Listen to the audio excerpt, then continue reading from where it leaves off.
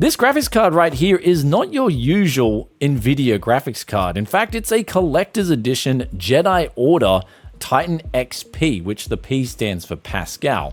Now, these cards were released in 2017 in November, 1 month before the December release of the episode 8. And it's ironic that this card came out 1 month earlier than the episode 8 release of the movie, because for me personally, that's what done it for Star Wars. For me, I was a real big avid fan since childhood on Star Wars. I absolutely love Star Wars, and I mean, I still do pre-episode 8 and now 7, because when I saw episode 7 at the movies, I was like, okay, I'll give this a chance, see where episode 8 goes.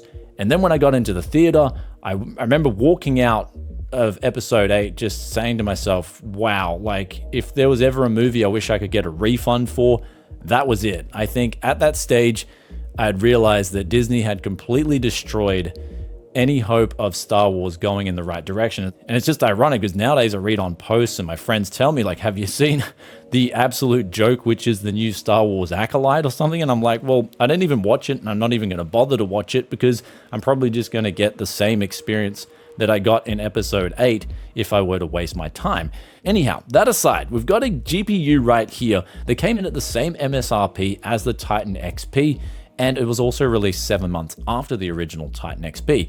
But on the used market to this date, this thing does command roughly at least over double the price of a regular Titan XP, but it'll give out the same performance, of course, which is why I'm curious about today's video. So big thanks to the Tech Yes citizen, Kevin, for sending this card in. He said he wanted to see it on the channel and benchmarked, and that's exactly what we're going to do here today with this card, because the Titan XP, the non-collector's edition, that's actually a really fascinating card. When I checked the prices, you can get one of these cards for the same price as a GTX 1080 Ti. In other words, you're getting a card with more performance and 1 extra gigabyte of VRAM for the same price. So what's not to like about that offering, at least when I check the eBay prices? And of course, how does it compare against even some of the latest and greatest cards like the RTX 3060 and RX 6600?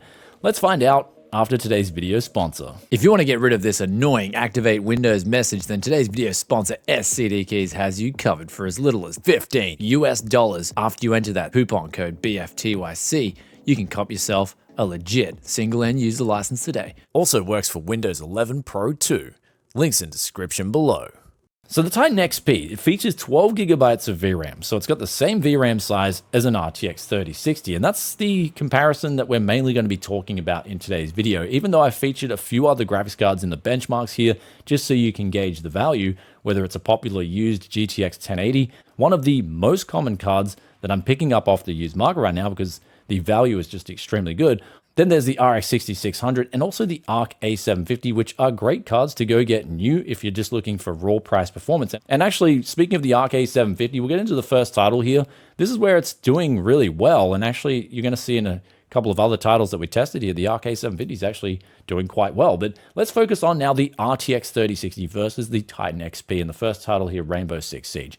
Here is where it's performing very similar at both 1080p and also 1440p. Now, the advantage here for the 3060, and we'll get this result out the way and done with first, is of course the power consumption. The Titan XP is an older card, 7 years old to this date, and so the power efficiency is not going to be as good as a card that's 2 generations after it, but it does still do quite well, especially if you wish to undervolt it, where you're going to lose pretty much no performance, but gain more efficiency. So if you get this card, I would heavily recommend, especially if it's the blower style Titan XP, I would heavily recommend undervolting this card for a good experience in terms of lower noise and lower temperatures. But let's get on now to the next title here, Starfield. Here's where the RTX 3060 did score a victory at both 1080p and 1440p. And then we move over to RoboCop, and it was a similar affair at both 1080p and 1440p high quality settings. Then on to the next title here, Fortnite. It was actually very close, neck and neck with the RTX 3060 and the GTX Titan XP. Then the last title we had up here was Nightingale, and here's where at 1080p and 1440p, this game is extremely rough to run, actually. I was surprised at how poorly optimized, I guess, it is in terms of just the frame rates we were getting for the visual fidelity even, because, for instance, games like Horizon Zero Dawn, I really think that game looks great for the FPS that it puts out on the screen. This game in particular, however, it does look okay, but it just really struggles on any GPU that you throw at it. And here's at 1080p, we're not even putting it up to the maximum settings. We just got it at balanced on native, no upscaling, and we're getting 46 average FPS roughly at 1080p, and then 1440p is even worse, of course. So it's good to see here. However, the Titan XP is matching the RTX 3060. But when we sum up what's happened here in today's results, the ARC A750 surprisingly has done better than it's done in the past. And it does seem like the drivers are getting better and better. And so hopefully when Battle Mage is released in the next few months, Intel will really have a good offering from the get-go with optimized drivers. But looking at the RTX 3060 versus the Titan XP, here we're really seeing, depending on the title, RTX 3060 can pull a little bit ahead, or in other titles, it pretty much matches the performance of this card right here. Now, from what I'm seeing with the prices, you can pick it up for roughly $150 off the used market. Of course, not the collector's edition, so it's still a very good offering, and I would actually rather prefer it over the GTX 1080 Ti. When I check the prices on eBay for GTX 1080 Ti's, they're going for roughly the same price. So Titan XP or GTX 1080 Ti, I know which one I would be choosing because it's just going to give me a little bit more oomph. And I've got that extra 1GB of VRAM for my Mojo, which nowadays I hear VRAM can do wonders for Mojo. Anyhow, guys, with all that aside, Titan XP on the used market, it's actually not a bad buy. Would I get the Jedi Order or the Galactic Empire edition? Well, depends on how crazy you are about Star Wars. Me nowadays, I'm actually not so crazy, but I will take hats off to the design of this card. The backplate's gorgeous.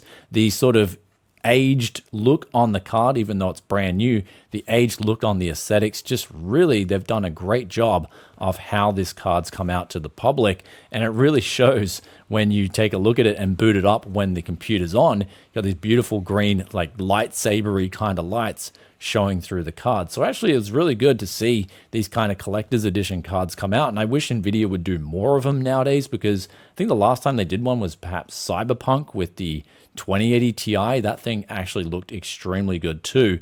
That was so hard to get your hands on. I remember you just couldn't get your hands on that 2080 Ti Cyberpunk Collector's Edition one. But since then, NVIDIA haven't really done anything off the top of my head with 3000 or 4000 series cards. And so going back to this with a blast of the past, it's actually an awesome card, and a big shout out to Kevin. Really, thank you for sending this stuff in. I'll be sure to feature it on a live stream with a Darth Jar Jar mug, which I do have this Jar Jar mug, which I picked up at junk stores locally here for absolute bargain prices in Japan. It seems like in Japan, no one really likes Star Wars that much. I mean, nowadays, very justified, but pre-episode 7, I think there was very little justification there. So the collectibles, if they do come out on the market here, they are in sort of certain abundance, and you can get good deals on Star Wars collectibles, especially in Japan. And speaking of Star Wars, for me personally, Episode 3 was the best of all the Star Wars movies I've seen to date. I really loved that. Every minute of that movie at the theaters, I just thought it was awesome. Episode 1 and 2, and of course 4, 5, and 6 were really good too.